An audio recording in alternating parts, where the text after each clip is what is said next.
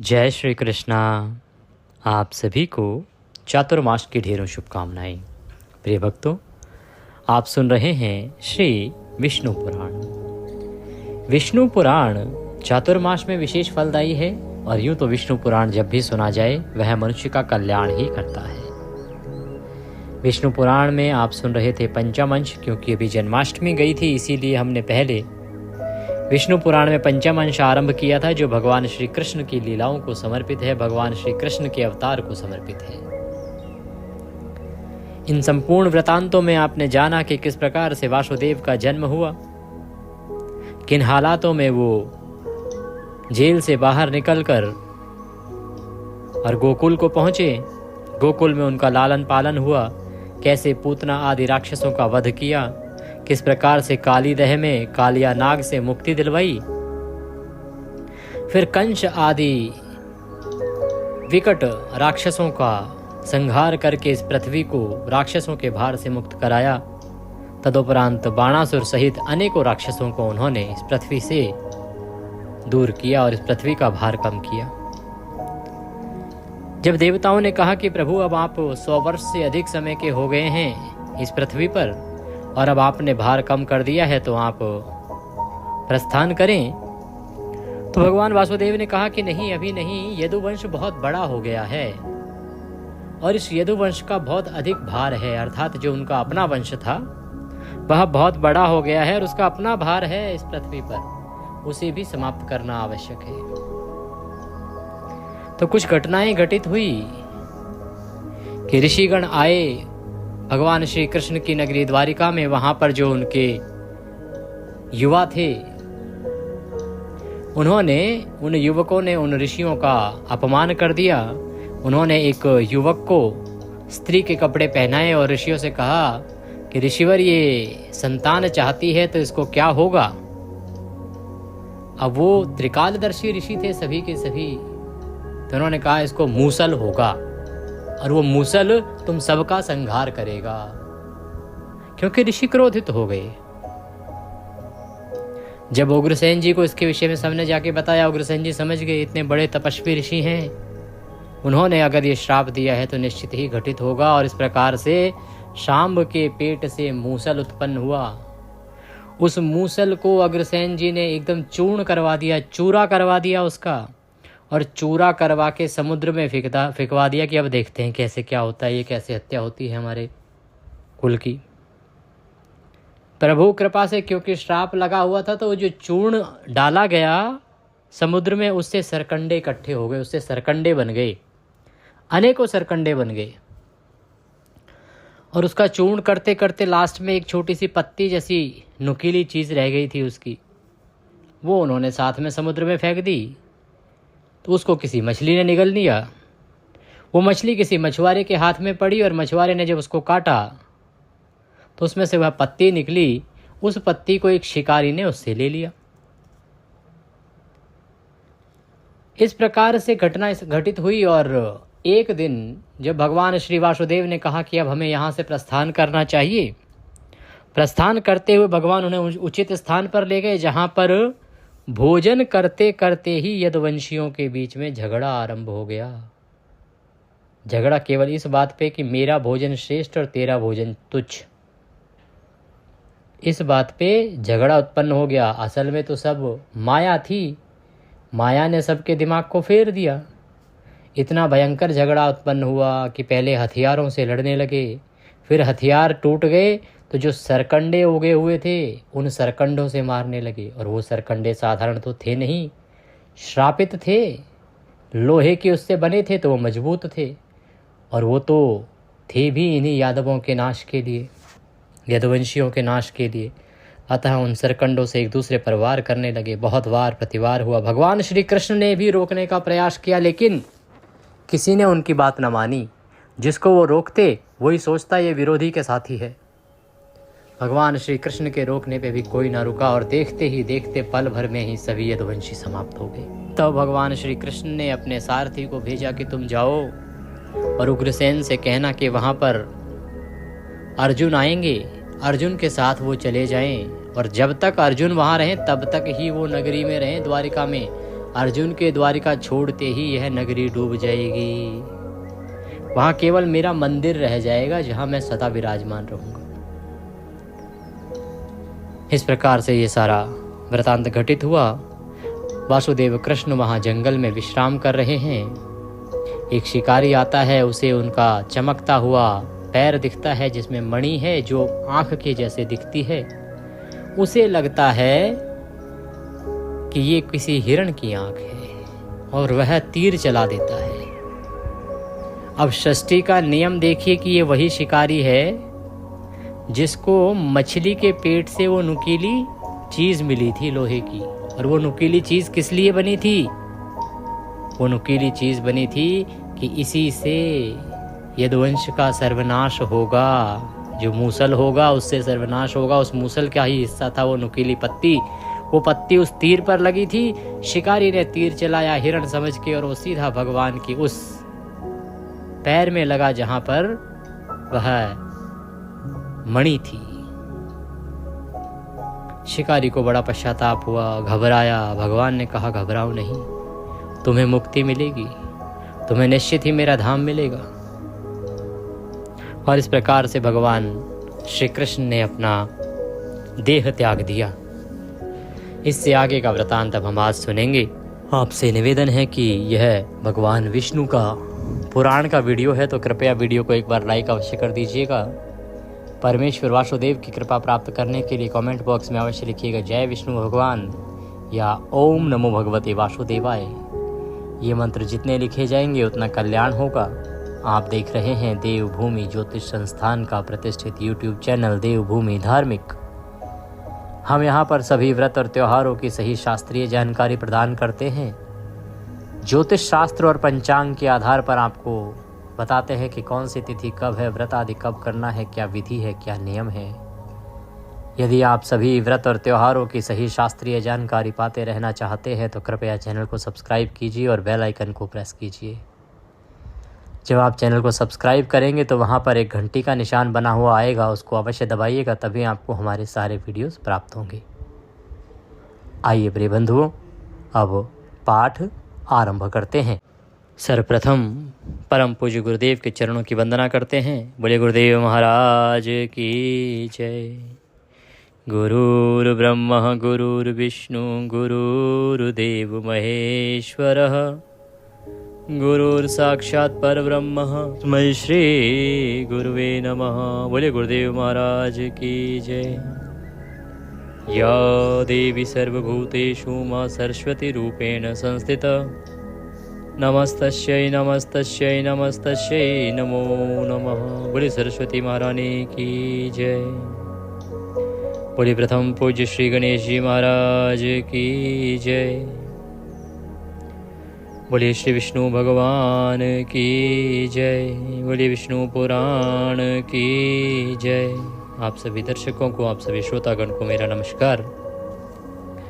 आइए आज का वृतांत आरंभ करते हैं। श्री पाराशर जी बोले कि अर्जुन ने राम और कृष्ण तथा अन्य मुख्य यादवों के मृत देहों की खोज कराकर क्रमशः उन सब के अर्धदैहिक संस्कार किए। अर्जुन वहाँ पहुँचे। अर्जुन ने बलराम जी का शरीर ढूंढा, कृष्ण जी का शरीर ढूंढा और जो भी मुख्य यादवगण थे वहाँ पे उन सब के मृत शरीरों को ढूंढ के और उनका जो अंतिम संस्कार होता है वह सभी संस्कार किए। भगवान श्री कृष्ण की जो रुक्मणी आदि 8 पटरानियाँ बतलाई गई हैं उन सब ने उनके शरीर का आलिंगन कर अग्नि में प्रवेश किया। सभी रानियां अग्नि में प्रवेश कर गई। सती रेवती जी भी बलराम जी के देह का आलिंगन कर उनके अंग संग के आहद से शीतल प्रतीत होती हुई प्रज्वलित अग्नि में प्रवेश कर गई। इस संपूर्ण अनिष्ट का समाचार सुनते ही उग्रसेन, वसुदेव, देवकी और रोहिणी ने भी अग्नि में प्रवेश किया। सभी जो जन हैं वो भी अग्नि में प्रवेश कर गए। तदंतर अर्जुन उन सब का विधि पूर्वक प्रेत कर्म कर वज्र तथा अन्य कुटुंबियों के साथ लेकर द्वारका से बाहर आए। द्वारका से निकली हुई कृष्णचंद्र की सहस्त्रों पत्नियों तथा वज्र और अन्य अन्य बांधवों अर्थात बंधुओं की सावधानी पूर्वक रक्षा करते हुए अर्जुन धीरे धीरे चले। हे मैत्रेय, श्री कृष्णचंद्र के मृत्यु लोक का त्याग करते ही सुधर्मा सभा और पारिजात वृक्ष भी स्वर्ग लोक को चले गए। जिस दिन भगवान पृथ्वी को छोड़कर स्वर्ग को सिधारे थे, उसी दिन से यह मलिन देह महाबली कलयुग पृथ्वी पर आ गया। जैसे ही भगवान अपने लोक को पधारे, बस तभी कलयुग का प्रवेश हो गया, कलयुग पृथ्वी पर आ गया। इस प्रकार जन शून्य द्वारका को समुद्र ने डुबो दिया। केवल एक कृष्णचंद्र के भवन को वह नहीं डुबोता है। हे ब्रह्मन, उसे डुबोने में समुद्र आज भी असमर्थ है, वह आज भी उसे नहीं डुबो पाता, क्योंकि उसमें भगवान कृष्णचंद्र सदा सर्वदा निवास करते हैं। वह भगवत दर्शन संपन्न और भगवत ऐश्वर्य संपन्न स्थान अति पवित्र और समस्त पापों को नष्ट करने वाला है। उसके दर्शन मात्र से मनुष्य संपूर्ण पापों से छूट जाता है। हे मुनिश्रेष्ठ, अर्जुन ने उन समस्त द्वारकावासियों को अत्यंत धन धान्य संपन्न पंचनद अर्थात पंजाब देश में बसाया। उस समय अनाथ स्त्रियों को केवल धनुर्धारी अर्जुन को ले जाते देख लुटेरों को लोभ उत्पन्न हुआ। जब उन्होंने देखा कि अनेकों स्त्रियों को केवल एक धनुर्धर लेके जा रहा है, तो जो लुटेरे थे उनको लोभ आया मन में। तब उन अत्यंत दुर्मद पापकर्मा और लुब्ध हृदय आभीर दस्युओं ने परस्पर मिलकर सम्मति की, देखो यह धनुर्धारी अर्जुन अकेला ही हमारा अतिक्रमण करके इन अनाथ स्त्रियों को ले जाता है। हमारे ऐसे बल पुरुषार्थ को धिक्कार है। यह भीष्म, द्रोण, जयद्रथ और कर्ण आदि नगरवासियों को मारकर ही इतना अभिमानी हो गया है। अभी हम ग्रामीणों के बल का इसको आभास नहीं है, ये जानता नहीं है। हमारे हाथों में लाठी देखकर यह दुर्मति धनुष लेकर हम सब की अवज्ञा करता है, फिर हमारी इन ऊंची ऊंची भुजाओं से क्या लाभ। इस प्रकार से वो एक दूसरे को भड़काने लगे। ऐसी सम्मति कर वे सहस्त्रों लुटेरे लाठी और डेले लेकर उन अनाथ द्वारकावासियों पर टूट पड़े। तब अर्जुन ने उन लुटेरों को छिड़क कर हंसते हुए कहा, अरे हे पापियों, यदि तुम्हें मरने की इच्छा ना हो तो अभी लौट जाओ। किंतु हे मैत्रेय, लुटेरों ने उनके कथन पर कुछ भी ध्यान न दिया और भगवान कृष्ण के संपूर्ण धन और स्त्री धन को अपने अधीन कर लिया। तब वीरवर अर्जुन ने युद्ध में अक्षीण अपने गांडीव धनुष को चढ़ाना चाहा, किंतु वे ऐसा न कर सके। उन्होंने जैसे तैसे अति कठिनता से उस पर प्रत्यंचा अर्थात डोरी चढ़ा ली, तो फिर वे शिथिल हो गए और बहुत कुछ सोचने पर भी उन्हें अपने अस्त्रों का स्मरण ही नहीं हुआ। वो अपने सारे अस्त्र भूल गए। तब वे क्रुद्ध होकर अपने शत्रुओं पर बाण बरसाने लगे, किंतु गांडीवधारी अर्जुन के छोड़े हुए उन बाणों ने केवल उनकी त्वचा को ही बींधा। बाण इतने कम गंभीर थे कि वो त्वचा के अंदर ही लग पा रहे थे, कोई गंभीर घाव नहीं कर पा रहे थे। अर्जुन का उद्भव क्षीण हो जाने के कारण अग्नि से दिए हुए उनके अक्षय बाण भी उन अहीरों के साथ लड़ने में नष्ट हो गए। तब अर्जुन ने सोचा कि मैंने जो अपने सरस समूह से अनेकों राजाओं को जीता था, वह सब कृष्णचंद्र का ही प्रभाव था। अर्जुन के देखते देखते वे अहीर उन स्त्रियों को खींच खींच कर ले जाने लगे। तब कोई कोई अपनी इच्छा अनुसार इधर उधर भाग गई। बाणों के समाप्त हो जाने पर धनंजय अर्जुन ने धनुष की नोक से ही प्रहार करना आरंभ किया, किंतु हे मुने, वे दस्य गुण उन प्रहारों की ओर देख के और हंसी उड़ाने लगे। अर्जुन के तीर काम न आए तो वो जो धनुष का नौक है उसी से काम चलाने लगे। जब नौक चलाने लगे तो लोग हंसने लगे उनके ऊपर, उनको देख देख के। इस प्रकार अर्जुन के देखते देखते वे म्लेच्छगण, वृष्टि और अंधक वंश की उन समस्त स्त्रियों को लेकर चले गए। तब सर्वदा जयशील अर्जुन अत्यंत दुखी होकर, कैसा कष्ट है, कैसा कष्ट है, ऐसा कहकर रोने लगे और बोले, अहो मुझे उन भगवान ने ही ठग लिया। देखो वही धनुष है, वे ही अस्त्र हैं, वही रथ हैं और वे ही अश्व हैं, किंतु अश्रोत्रिय को ये दिए हुए दान के समान आज सभी एक साथ नष्ट हो गए। अहो देव बड़ा प्रबल है, जिसने आज उन महात्मा कृष्ण के न रहने पर असमर्थ और नीच अहीरों को जय दे दी है।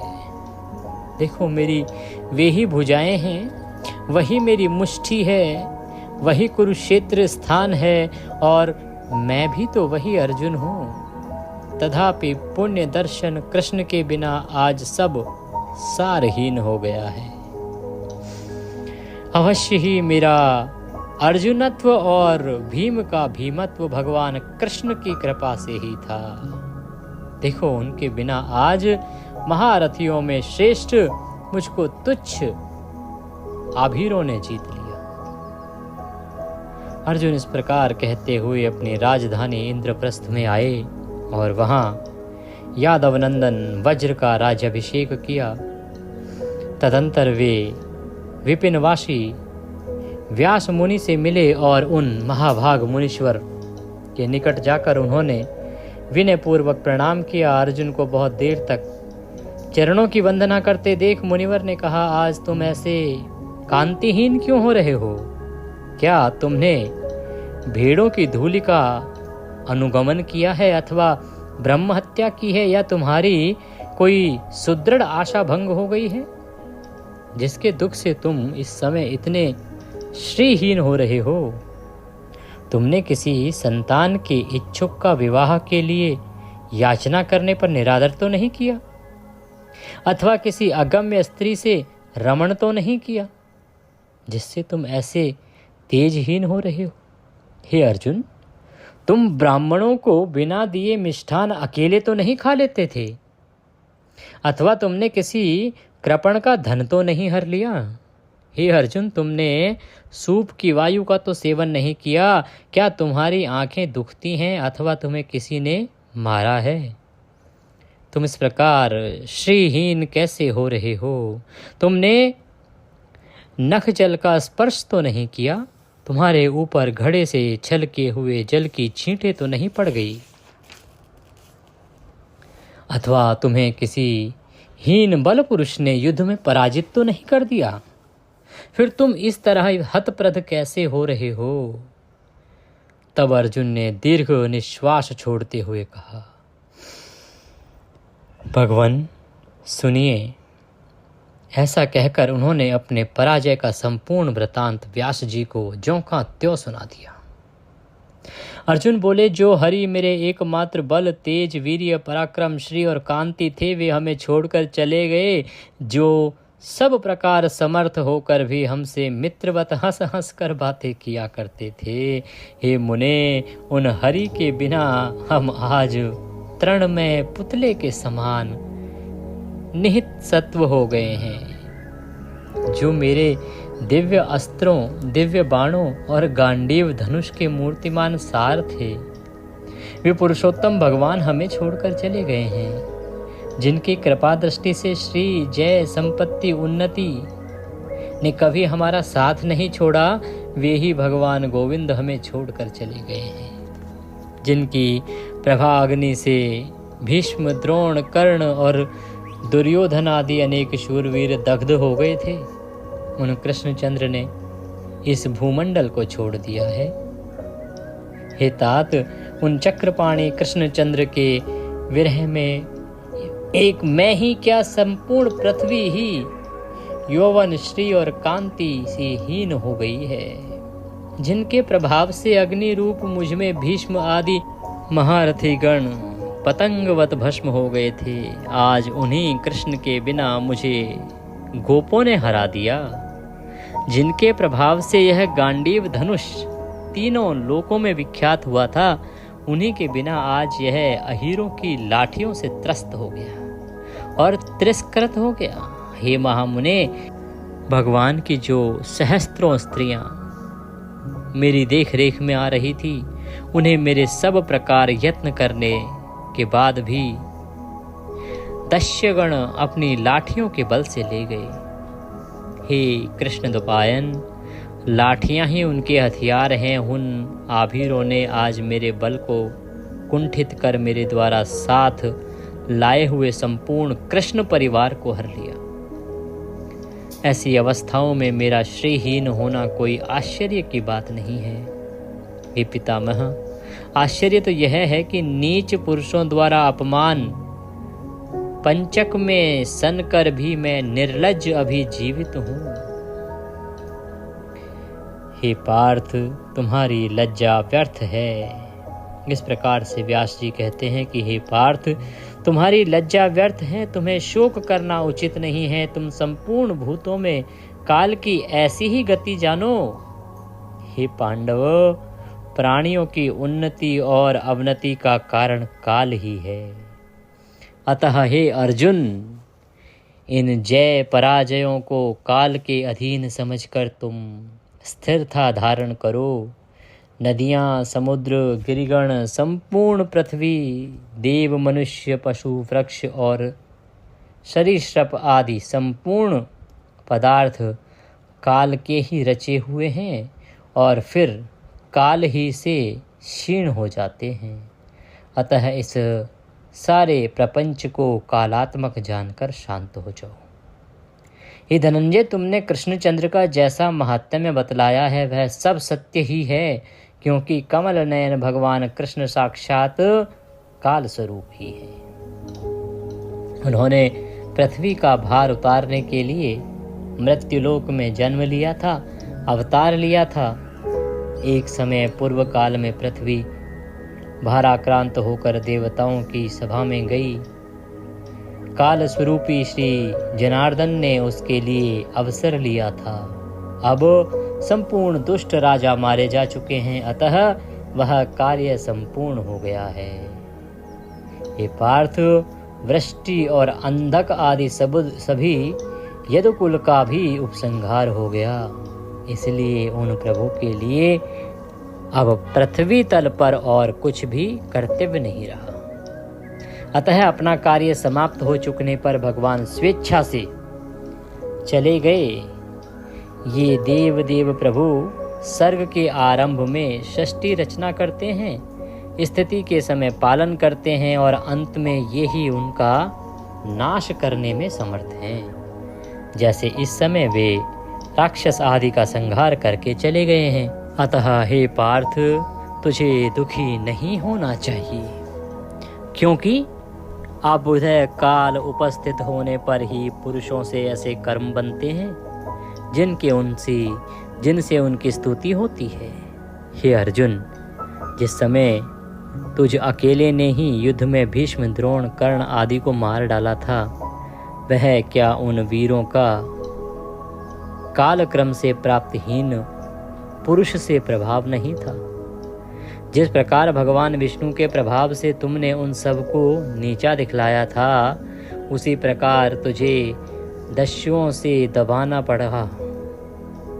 वो जगतपति देवेश्वर ही शरीर में प्रविष्ट होकर जगत की स्थिति करते हैं और वे ही अंत में समस्त जीवों का नाश करते हैं। हे कौन्तेय, जिस समय तेरा भाग्योदय हुआ था उस समय श्री जनार्दन तेरे सहायक थे और उस समय सौभाग्य का अंत हो गया था। तो तेरे विपक्षियों पर श्री केशव की कृपा दृष्टि हुई।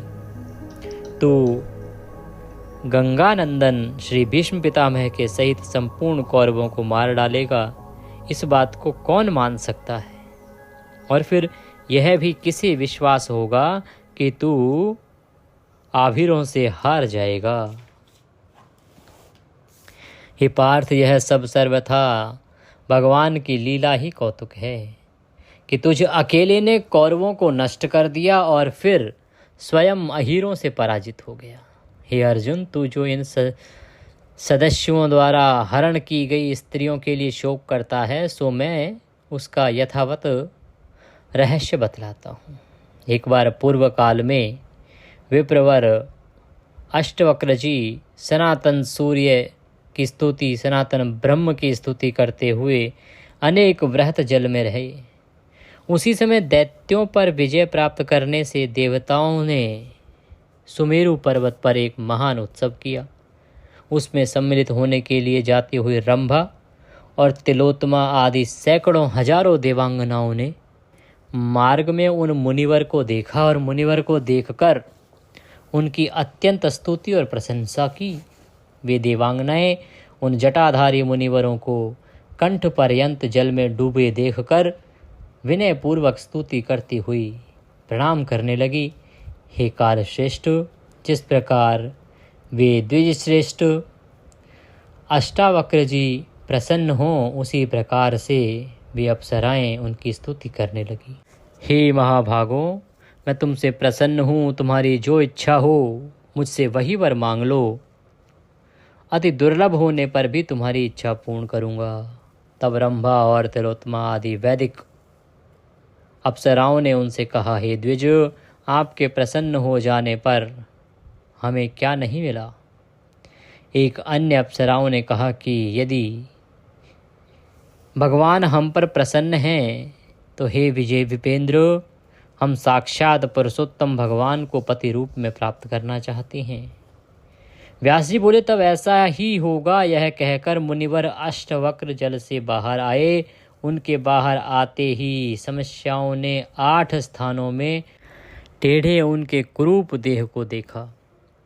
उसे देखकर जिन अप्सराओं की हंसी छिपाने पर भी प्रकट हो गई, हे कुरुनंदन, उन्हें मुनिवर ने क्रुद्ध होकर यह श्राप दिया, तुझे कुरूप देखकर तुमने हंसकर जो अपमान किया है, इसलिए मैं तुम्हें यह श्राप देता हूँ कि मेरी कृपा से पुरुषोत्तम को पति रूप से पाकर भी तुम मेरे श्राप के वशीभूत होकर लुटेरों के साथ और लुटेरों के पास ही रहोगी, उनके हाथों में ही पड़ोगी।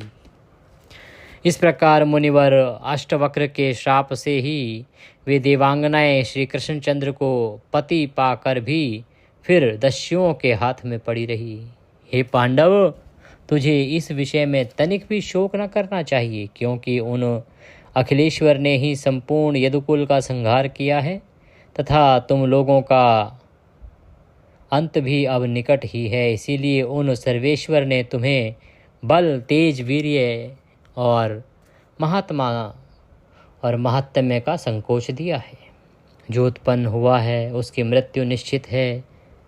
उन्नत का पतन संयोग के अन्य वियोग ही हैं तथा संजय और अनंतर क्षय का होना सर्वथा ऐसे जानकर ही बुद्धिमान पुरुष लाभ या हानि, हर्ष अथवा शोक नहीं करते। उन्हीं की चेष्टा का अवलंबन कर उन अन्य मनुष्य भी अपना वैसा ही आचरण करते हैं। इसलिए हे मुनिश्रेष्ठ, तुम ऐसा करना चाहिए कि भाइयों सहित संपूर्ण राज्य को छोड़कर तपस्या के लिए वन को जाओ। अब तुम जाओ तथा धर्मराज युधिष्ठिर से मेरी ये सारी बातें कहो। जिस तरह परसों भाइयों सहित वन को चलो और वन को चले जा रहे हो, सबको वैसा यत्न करो।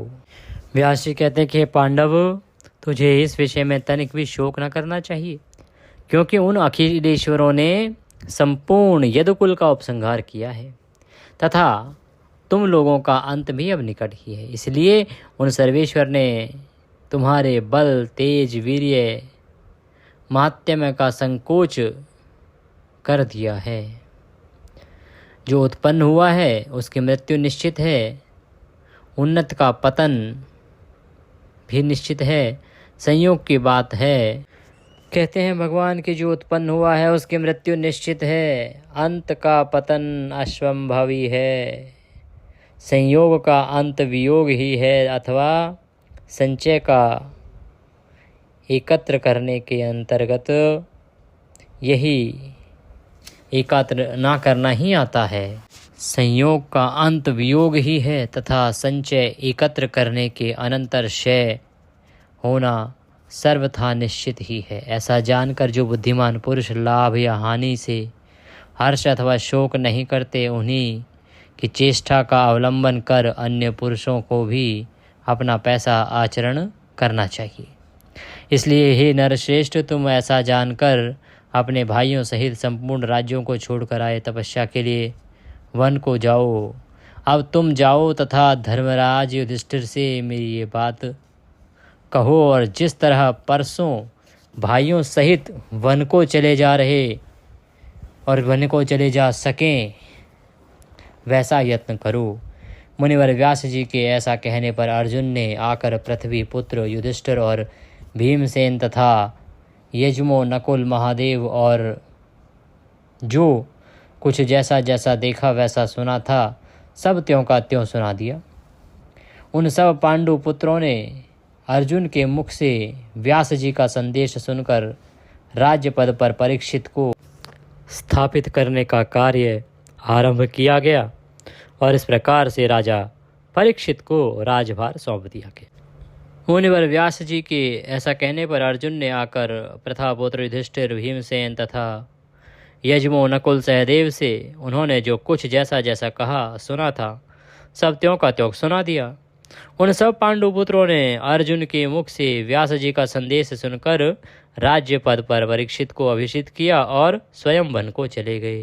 हे मैत्रेय, भगवान वासुदेव ने यदुवंश में जन्म लेकर जो लीलाएं की थी वह सब मैंने विस्तार पूर्वक तुम्हें सुना दी। जो पुरुष भगवान कृष्ण के इस चरित्र को सर्वदा सुनता है वह संपूर्ण पापों से मुक्त होकर अंत में विष्णु लोक को जाता है। बोले कृष्ण भगवान की जय। इसी के साथ यह पंचम अंश विष्णु पुराण जो हमने विशेष रूप से जन्माष्टमी के अवसर पर आपके लिए आरंभ किया, पहले इसको सुनाया, ये आज यहाँ पर पूर्ण होता है। इसके निमित्त जो भी कोई दक्षिणा आदि यदि आप भेजना चाहते हैं तो आप स्क्रीन पर नंबर देख रहे हैं उस पर भेज सकते हैं। कल हम विष्णु पुराण के अन्य